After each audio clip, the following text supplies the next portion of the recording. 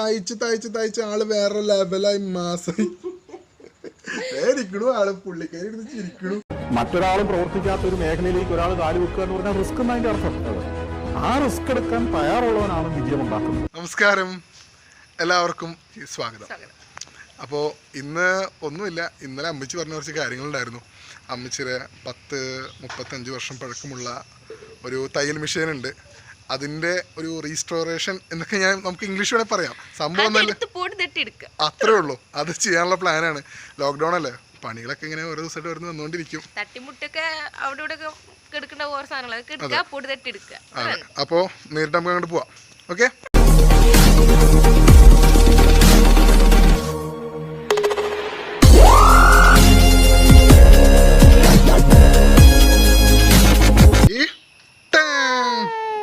ഇതാണ് ഞങ്ങളുടെ പ്രോഡക്റ്റ്. നമുക്ക് ഇതിനെ പൊടിതിട്ടെടുക്കാം. നമ്മുടെ അമ്മച്ചി പോണിട്ടാ, അമ്മച്ചി സൈഡിൽ കൂടെ പോകുന്നുണ്ട്. ആ പോട്ടെ. അപ്പൊ 35 വർഷം അല്ല അമ്മച്ചി എത്ര വർഷം പഴക്കാം? അമ്മച്ചി ഇപ്പൊ പറയും. അതെ അതെ. അപ്പോ പുള്ളിക്കാരന് മനസ്സിലായോ? അമ്മച്ചിക്ക് സ്ത്രീധനം കിട്ടിയ കഥകളൊക്കെ പറയുന്നുണ്ട്. സംഭവം ഒന്നല്ല. അമ്മച്ചിയുടെ വിവാഹം കഴിഞ്ഞ 6 മാസത്തിന് ശേഷമാണ് വന്നത്. ആണോ? നിനക്ക് എങ്ങനെ അറിയാം? അമ്മച്ചി തന്നെ പറഞ്ഞത്. എന്റെ അമ്മച്ചി കേട്ടോ. എന്നിട്ട് അവള് പറയാം അവൾക്കറിയാന്ന് കഥ. അമ്മച്ചി പറഞ്ഞത് എന്റെ അടുത്ത്. ഞാൻ അമ്മച്ചിയോട് ചൊരണ്ടി എടുത്തു. നന്നായി. എന്തൊക്കെ പറയണ്ട അമ്മച്ചിയുടെ. കണ്ട, അന്നത്തെ കാലത്തൊക്കെ പുല്ല് വിലയാണ്. പുല്ല് വില കത്തിയാണ്. 600 രൂപയ്ക്ക് വെച്ചാ. 600 രൂപയ്ക്ക് സെക്കൻഡ് ഹാൻഡ്. സെക്കൻഡ് എങ്ങനെ സെക്കൻഡ് ഹാൻഡ് 600. സംഭവം ഉഷയാണ്. ഉഷ അടിപൊളി. ഉഷയ്ക്കുള്ള പരസ്യമൊന്നുമല്ല, എന്നാലും പറയാണ്.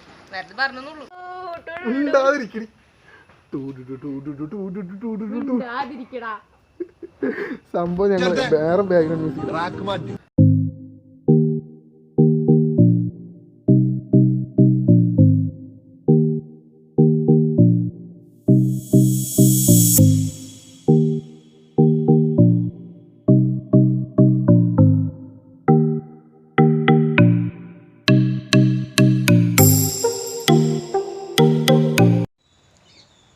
അപ്പോൾ ഇതാണ് മുതല്.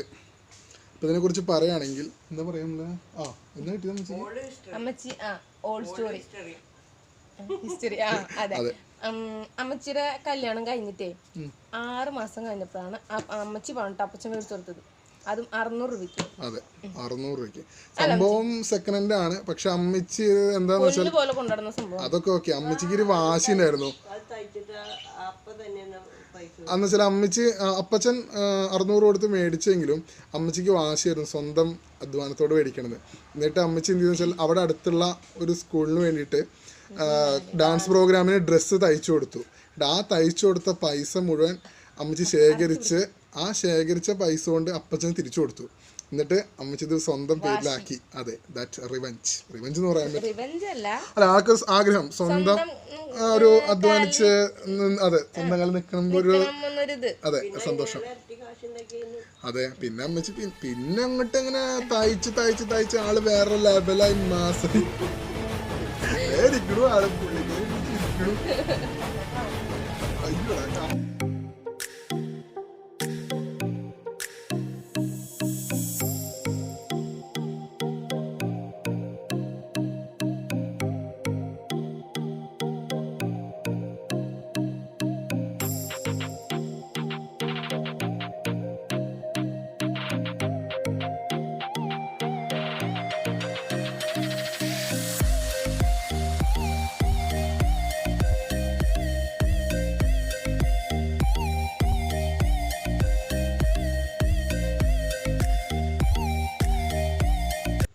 ഈ തയ്യൽ മെഷീൻ എന്ന് പറയുന്നത് എനിക്ക് ഭയങ്കര നൊസ്റ്റു എന്ന് പറയാൻ കാരണം എന്ന് വെച്ചാൽ ചെറുപ്പത്തിൽ അമ്മച്ചി ഇത് ചെയ്യും പറഞ്ഞല്ലോ നേരത്തെ. അപ്പം അമ്മച്ചി ചെയ്യുമ്പോൾ ഞാൻ ഈ സംഭവം ഇങ്ങനെ കുറേ തിരിപ്പിച്ച് നോക്കും. ഇത് ഇങ്ങനെ ആക്കി നോക്കും. പിന്നെ ഈ നിങ്ങൾ കണ്ടിട്ടുണ്ടാവും ഇതിൻ്റെ ഫുഡ് പാക്ക് താഴത്തെ അതൊക്കെ ചവിട്ടിയിട്ട് വെറുതെ അമ്മച്ചിനെ ഇങ്ങനെ എന്താ പറയുക. കാരണം എനിക്ക് ഒരു ഇത് വെച്ച് ഇങ്ങനെ കളിക്കാൻ വേണ്ടി ഇതിങ്ങനെ തിരിയുമല്ലോ. ഇതിങ്ങനെ തിരിയുമ്പോൾ ഒരു രസം, അത് കാണാൻ ഭയങ്കര ഇൻട്രസ്റ്റ് ആയിരുന്നു. എനിക്കറിയില്ല ഇതിങ്ങനെ ഓരോ സംഭവം ഉണ്ടല്ലോ, സൂചി അത് ഇതൊക്കെ ഞാൻ ഇതൊക്കെ പിടിച്ചാക്കും. പിന്നെ മെയിൻ എനിക്ക് ഇഷ്ടപ്പെട്ട സംഭവം ഉണ്ട് ഈ സംഭവം. ഇതിന് പേരൊന്നും എനിക്കറിയാം. ഇതിന് പേര് നിനക്കറിയോ?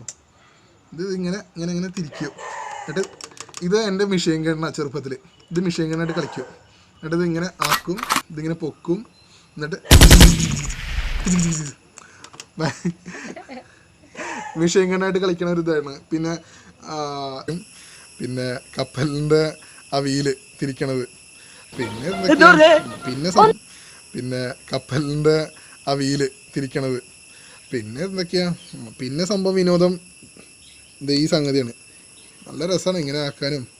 പിന്നെ ഇതിൽ മറ്റേ പടയാളികൾ ഒളിച്ചിരിക്കുന്ന സ്ഥലം. എൻ്റെ ദൈവം ഇത് പൊന്നു ഉള്ളിലൂടെ വേണ്ട, കൈ പൊളിക്കണ്ട. അതാണ്.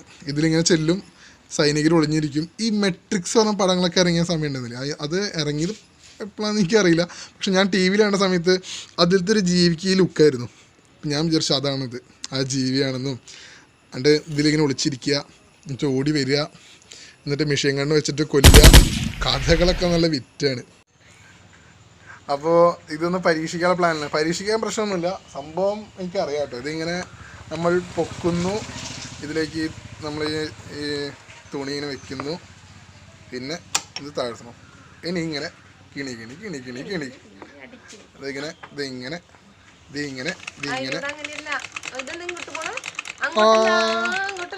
പിന്നിലേക്കാ പോണേ. ഇങ്ങോട്ടാണ് പോണ്ടത് കേട്ടോ, ഇങ്ങോട്ടാണ്. ഇപ്പൊ തന്നെ പോണ്ട്. മറ്റേത് ചെയ്തപ്പോ എന്താന്ന് വെച്ചാ മറ്റേത് ഇങ്ങനെ ഉണ്ടായിരുന്നു. ഞാൻ നോക്കാം. ഞാൻ ഈ പോളിടെക്നിക്കിലൊന്നും പഠിച്ചിട്ടില്ലല്ലോ, അതുകൊണ്ട് ഈ യന്ത്രത്തിന്റെ പ്രവർത്തനം എനിക്ക് ഇഷ്ടമല്ല. അങ്ങനെ സംഭവിച്ചാ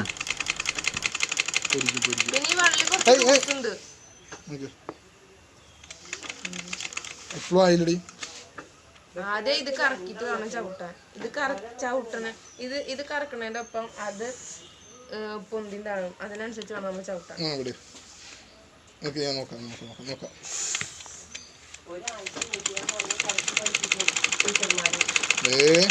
സംഭവം ആൾക്ക് ചെറുതായിട്ട് പ്രാന്തായിട്ടാ, ഇന്ന് ക്രൈസായി തുടങ്ങി. വിടണില്ല ആള്, കുറെ നേരായി ഇരിക്കണു.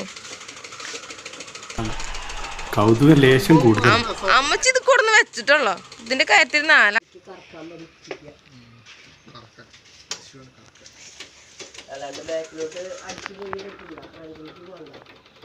അല്ല അമ്മച്ചി, പണ്ട് മെഷീനിൽ പഠിക്കാൻ എത്ര രൂപയാ പഠിക്കാൻ? കോഴ്സ് ഫീ എത്ര രൂപ ഉണ്ടാവും? 600 രൂപയുള്ള മെഷീന് സെക്കൻഡ് ഹാൻഡ്. അപ്പൊ എത്ര പഠിക്കേണ്ടത് അറിയോ?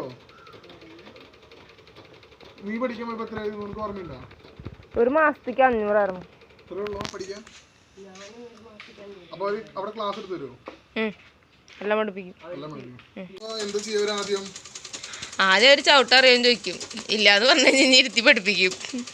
പിന്നെ ടവിലുമെന്ന് അങ്ങോട്ട് കയറി പോവും. നമുക്ക് പിന്നെ ഏതായാലും കുഴപ്പമില്ല, നമുക്ക് അടിച്ചു പഠിക്കല്. അപ്പോൾ ഇന്ന് ഞങ്ങള് നമ്മുടെ തയ്യൽ മെഷീൻ്റെ കാര്യങ്ങളും പിന്നെ വീട്ടിലുള്ള പണികളൊക്കെ ഉണ്ടാവുമല്ലോ അല്ലേ, അങ്ങനെ പല കാര്യങ്ങളൊക്കെ ചെയ്ത് ഇന്ന് ഏകദേശമൊക്കെ തീരുമാനമായിട്ടുണ്ട്. അപ്പോൾ നമുക്ക് തയ്യൽ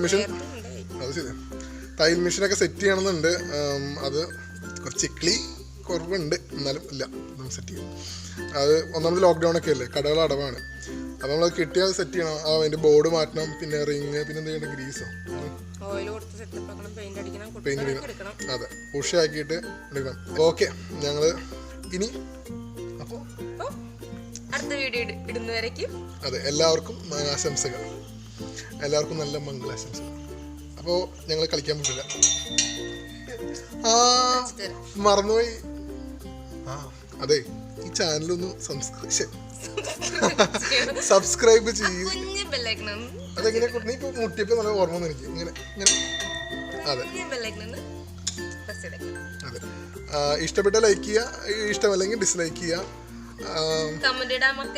അതെ, അപ്പോൾ അൽ മലയാളി ഫാമിലിത്തെ ഞങ്ങൾ അടുത്ത വീഡിയോയിൽ കാണും. Bye bye. അപ്പൊ ശരി, ഒരു കളിക്കടി കൊണ്ടുവരാം.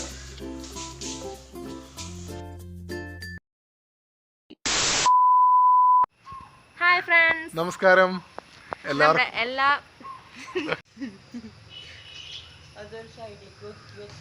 അവർക്ക് ഒരു മിനിറ്റ് ഞാൻ ഇൻട്രോ കംപ്ലീറ്റ് ചെയ്യട്ടെ.